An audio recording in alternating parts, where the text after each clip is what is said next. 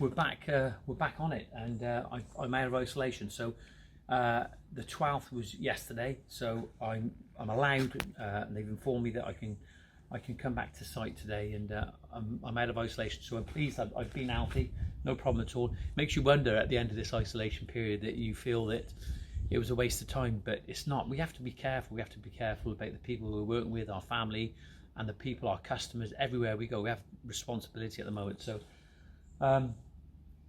here we are. We're back on the project. If you have a quick look round, just spin round on here, Jack. We've got Jack's with us today. Jack, you pleased with that? Not with you now. People commented about you the other day. They said, "Tell Jack to cheer up," but you stay as you are, Jack, because it adds a bit of flavour and ingredients to the channel. So we're back on here. We've basically finished the patio as such. So we're heading back over this way, and you can just see we've got to finish off the picture frame there, and we've got a stepping stone path that's going to run down there, or a picture frame that's going to run alongside the house, which is going to be like a mowing strip. We don't want the grass going right up on the house there. We've got these stepping stones in here. Just go back over here. So the stepping stones over here. We've got the steps going down. Just going to have a recap, run through where we are at the moment. On the front of these steps, we're going to have to put a ball nose on the front of these steps. So we've got the grinder for there, so we'll be able to get on with that at some point. We've got to turn this existing ground over, and then we're going to make up with some nice, rich, organic soil in this garden. And if we come back over this way, we've basically finished the decked area. This is the Aero decking. Nice little area. Got the raised bed over there. I think what I'm going to do with the raised bed on that bit, I'm going to put some Rubio monocoat in the charcoal colour on that and bring it all in, so that'll all be the same. What do you think about that? Yeah, it looked nice. Yeah, do you think so? Yeah. And then we forgot the pieces this morning for the Aero cladding wall, so we've got to put a few more pieces on there. We haven't got that with us today. On the back end of here, you'll see on the back end of here, come and have a look. You'll see here what we've done here. We've turned this into a shelf for a log store. So our customer Nick will be able to we'll get some logs and sort some logs out, fill that with all his logs for his log burner. This is all going to be grass down here. Grass is going to run right the way through, all where these boards are here. Okay, the grass is going to run right the way up, and we're going to put those sleepers. This is the BSW timeless sleeper. That's the same people that make the Aero board. We're going to put those one high, okay, just one high, all the way along this area here to retain this hedgerow here. So, but what you'll find is that with this beech here now, it's got a bit of a fibrous root system. So all that earth is going to stay in place. It's just all together. It's not retaining anything. Really, it's not like a retaining wall. So we're going to lay those in a horizontal fashion. We're probably going to put some 6-inch nails on the underside, and then we're going to bed them in some concrete. So we're going to go all the way along. We've got a fair few to put down, and then it's going to sort of sweep round over there. So I don't want to put them in a vertical format to get the sweep. What I'll probably do is cut them down into thirds and leave it snake round, just like using those 10x5 curbs. So there we are, and the rest of this is going to be turf. So there isn't a huge amount to do. I think we'll be able to fall out of this garden pretty fast now, and this week we'll be able to make sort of steady progress. We need to get the digger back on here. We've got a little bit to do on the front, put a path in, and then when we've finished all this, what we're going to be doing is I've been working on a pergola, a design. We're going to have a pergola coming over here. But one of the main considerations about putting a pergola over here, Nick, our client, is quite tall, all right? I think he must be 6'2", 6'3", at least, maybe even a bit taller. So we've got to think how we're going to put the pergola over here. So, and where we're going to put the post to support it. So, and that's what we're going to do with this pergola. We're not going to leave it in that tannalized colour, that wood colour. We're going to colour it in with the Rubio monocoat in the charcoal, so it'll all be in keeping. And then, at the end of all of it, is that we're going to create some planting pockets. So there'll be a planting pocket there, one here, one there. We may put one, Jack, over the other side of there, so you have a little bit of balance, and that would work, wouldn't it? And that's going to be the fun part, doing the planting. You'll be able to watch that as it unfolds. That's it for now. We're going to get on. Have a great day. Be safe, and don't forget, mind, subscribe. See you soon. Well, we're back. It's great doing these videos, but seriously, we gotta get on, and you know, the customer wants it done, so we have to get it finished, push on, get this tidied up. We'll make a difference today. If you look what we've got here now, this is going to stay for a minute because we haven't got the skip here, but we will push on, and we need to push on because we've got other work to go to as well.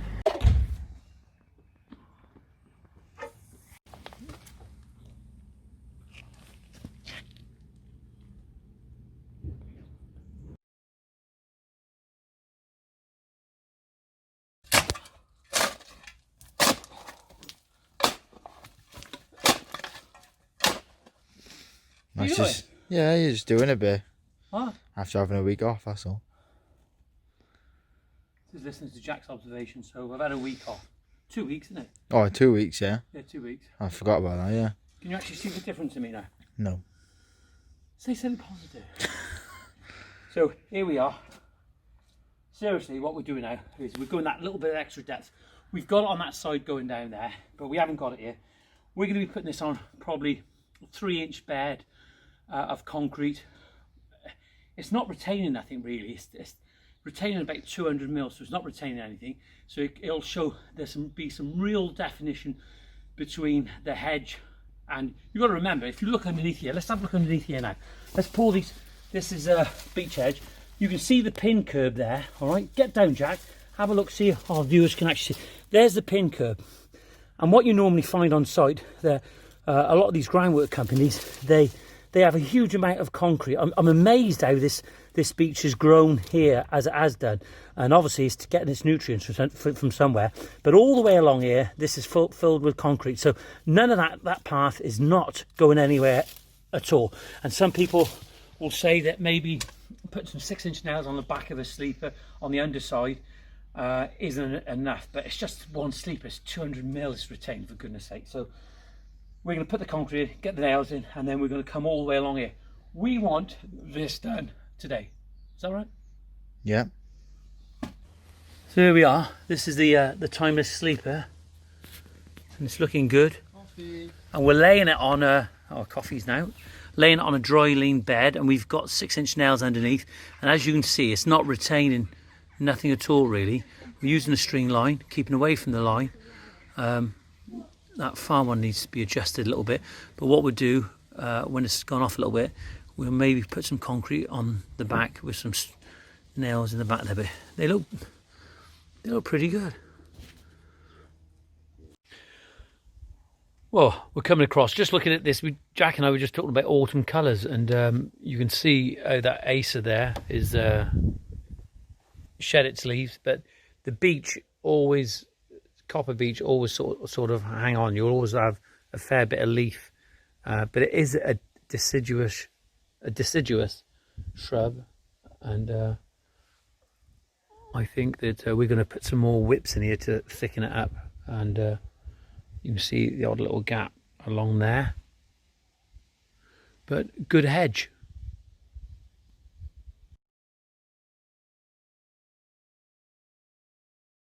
Well, we're coming along nicely now, and we sort of what we have here is that we've got a 250 mil sleeper, and we've got a bed of approximately 75 mil underneath to 100 mil. So, and we're bedding onto a dry lean bed. It's all what's needed for here. It's not going to go anywhere at all. We'll probably put some concrete on the back, but we're going to let that go off first, but we'll do that later. But the reason for this part of the video is he doesn't stop talking. You think I talk, but Jack, he can talk, and we'll soon see if he watches these videos, because he'll mention it. They are, Jack, you talk too much. There he is over there. He's plodding on. He's giving me the little look now. So we can just. There he goes.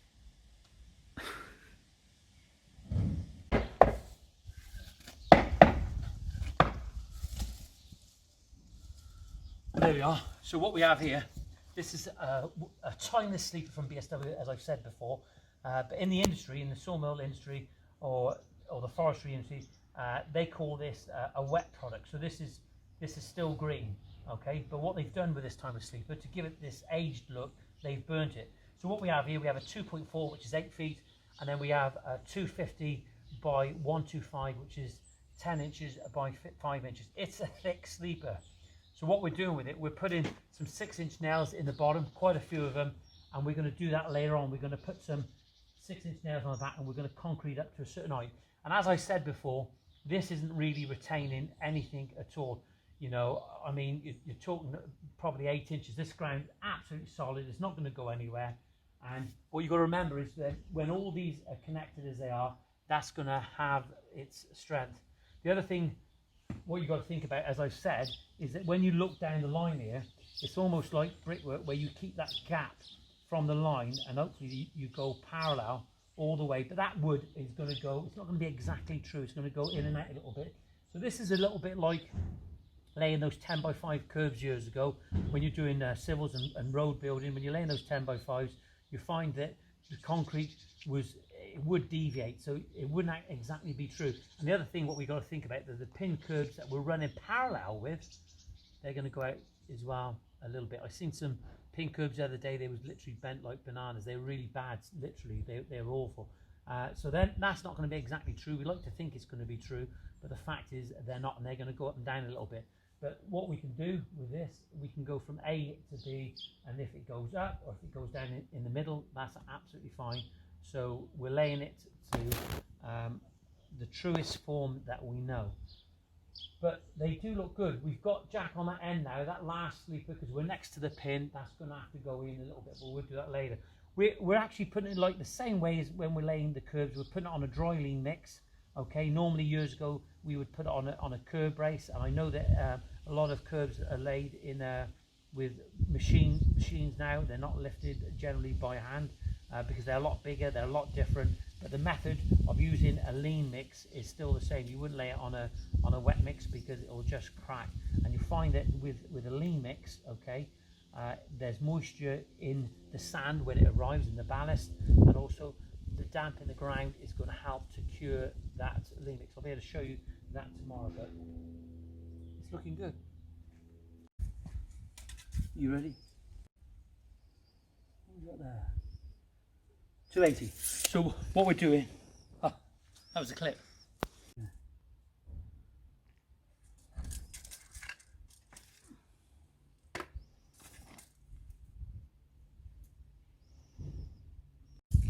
So this is what we're doing. We're putting the dry lean mix in, and but what I'm doing, I'm measuring down off here. As I said, I explained about the pin curbs along there. I'm dipping down, and I want to be able to tap this down at least 35 mil. All right, so at the moment, if I go level now, at the moment, I'm on about 280 there. Okay, 275, 280. That's about 25 mil. So just probably need to make that up just a little bit. And remember, is that if it doesn't fit the first time, you pick it up and then you go again. And if it so happens that it dips in the middle, okay, and you've tapped that side, there's nothing to say that you can't pack it up underneath and then tap it down again. So you just got to keep going with it. We could put a string line across here, but we're just using the same method anyway. But look down there, it's looking good. So what we'll be able to do tomorrow, we'll be able to come back and we'll be able to show you how hard this lean mix has gone off. Well, here we are. This is where we've got today. As you can see, it's almost like I said, like curving, coming round. 1.2s, we've cut them down to here, sort of sweeping round, and I think it looks all right. So there we are. Let's have a little look from this side. It's looking good all the way down. Nice and easy. Beautiful. Well, here we are. This is Jack. It's the end of the day. I've just done a little video trying to take you around and see what's actually happening. Jack, I get accused on a regular basis that I sell my soul to the devil, meaning that I do promotional videos for different companies. And is that bad? No. No. So what are you looking at now? What company was you looking at? Oh, ITS. ITS. And what do they do? Power tools. Well, everything. Everything. Every tool we need. Yeah. Wouldn't it be nice if I sold my soul to ITS, because they've got everything, haven't they? Yeah, we've got loads of tools. We might do, might we? So there we are. So this is how we sell our soul. This will go out on the next video. So here we are. It's me again. So we're going to go in here, start leveling that off. That's pretty good soil in there. It's not bad at all. And we're going to lose some behind the sleeper. That was the sleeper from yesterday. And it's gone off absolutely rock solid. And then we're going to start turning over the soil in this area over here, loosen it all up to make sure that the water can permeate down through. And then we're going to break it up and cultivate it, and then we're going to put some really nice looking soil on top after. Not just nice looking, but soil that will work and allow the grass to grow. We just need a skip now. You can just see where Jack is now. We're just leveling that off. That's got to be top dressed. There's good soil in there, and you can see it's starting to shape up already. Just want to show you this bit here now. We're just turning over the ground here, and you can see where we've got cement residue on the side, and what you've got to try and do is get rid of this, because the last thing that you want underneath your grass is cement, because it's just gonna burn the grass and it won't grow. And you need the depth all the way around your patio as well. You've got to make sure you've got good depth. And this substrate that we have here, which is okay, it's not bad at all, but you can see where Jack is over there. We've got 5 or 6 inches of decent soil to make up now on the ground level, and that ground is not compacted no more, so we're going to get good drainage on here. So the ground is reasonably stony, it's not bad at all, but we've got to pick this cement out.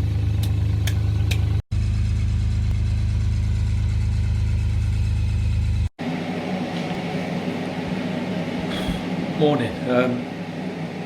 I'm late, and the reason I'm late is that I haven't been in that routine, have I, for a couple of weeks, and got to get back at it. Lots to do today. Let's see if Jack's at the gate. Well, here we are. This is Jewson's, the civils department in Cardiff, and it is darker than what it appears to be, but we are in Cardiff now, and we've come up to pick some product up for the day, and we've got here nice and early, you know, early riser, and apparently the sales don't open till 8 o'clock. Well, this is the blade we had from, there we are, Elite Stone Tools. I always get them muddled up, and this is actually an old blade now, and we've had probably over 250 to 300 linear meters of cuts with this blade.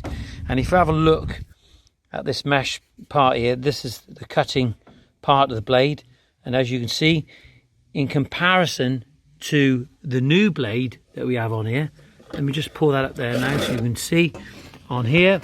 You can see there is, this hasn't, the old blade hasn't reduced in width in comparison to the new blade. So these blades, they wear obviously in a different way.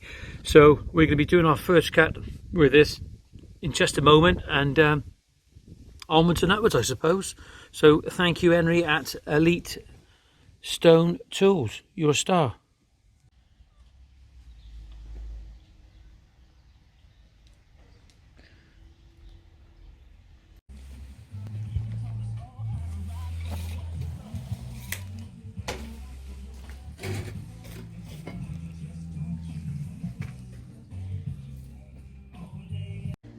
So what I wanted to show you is, so what we have here, we've got these, we've created a planting pocket here, and we knew we were going to have one, and this is how we've decided to do the brick edge. So you can see we've got it all lined up, and we've cut on one side there, we haven't cut two sides. I can't remember why, but there you go, you can actually see that, and it's not bad at all. So they're 100mm wide, 90mm, 95, somewhere around there with a cut, and it's looking good. It sweeps around there lovely. And what we haven't done, we've kept it just to here, about 2/3, 3/4, because it just looked better than taking it right to the end. It just breaks the line up. So that's looking good. We've got the steps in here, the stepping stones. We've got to put the bore nose on the front of these steps very soon, and we've loosened all the soil up. We've got to top dress it with some decent stuff. We'll loosen this up again. We've got to build this manhole up to the right level. The decking and the cladding's almost finished, and then what we have to do, well, here we are. We haven't had a hugely productive week, but we have moved on a little bit towards the end of this day. So just cleaning off the patio here. I'll put that down for a sec. Client here wants to make most of his garden. He wants that path taken out there, the old path, the old sandstone path, and all along the house there. Sorry about that. We're going to have a picture frame in these again, like this, running right down the side of the house to maximise the width of the lawn. And we've got to get rid of. We're coming out of this garden pretty fast. Once we've leveled the soil off and top dressed it, it'll be ready for turf. And we've done hard. Let me show you now. We put some slabs over here for the box that the customer keeps his cushions in and what have you. That's there, and then we're going to put another little hard sand. It's only 3 slabs on the other side there because it's all the kids' footballs and all that sort of stuff, like, you know. So there you go. This is the back of the log store. You can see. So we're going to fill that with some logs. Sorry about the background noise. The only trouble at the moment is that the digger, the battery's blown up. So we've ordered a new black battery. Went to pick it up this morning, and he has got it in stock now. So we got to go and get it tomorrow morning. So hopefully change the battery, and hasn't blown a fuse anywhere else. Hopefully we'll be okay, and we can dress off this area. This area going through here should change quite rapidly. So you can see where we put the sleeves on. I'm sorry I haven't showed you much this week, but just want to show you where we are and what's happening. Right, that's it. Time for home. I think he's ready.